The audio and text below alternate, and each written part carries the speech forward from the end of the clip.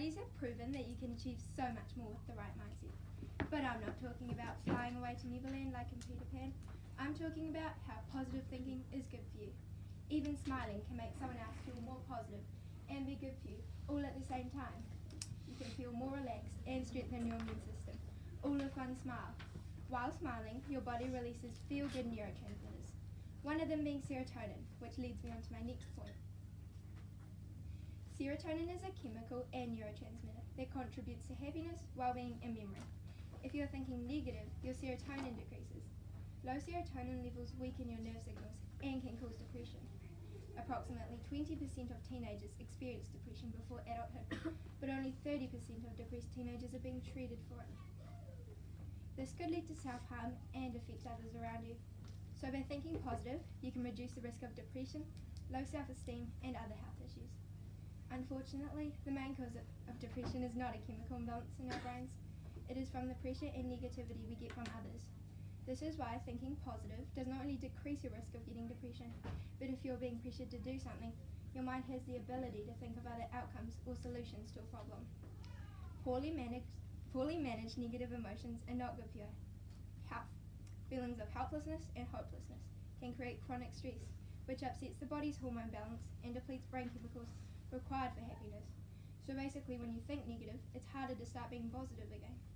But thinking positive doesn't just stop you from feeling sad or negative.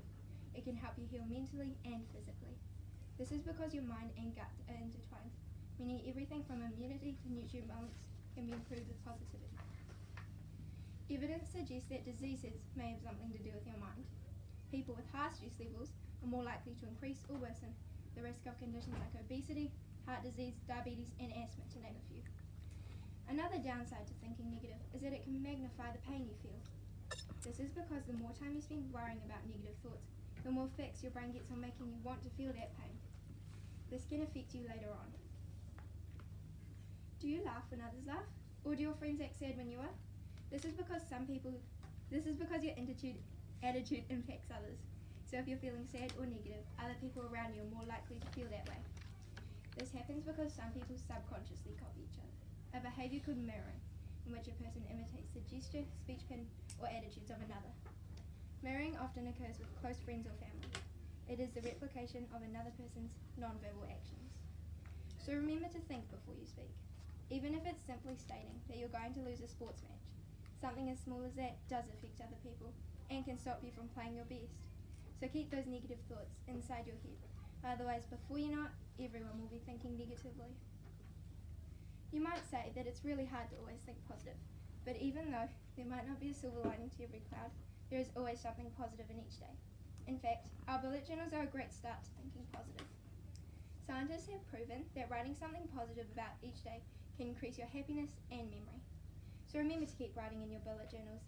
Even though you might not think it helps that much later, you'll thank the teachers, especially in high school where there is extra homework and exams, to add on top of an already stressful life. These are my 3 main reasons why thinking positive is much better for you.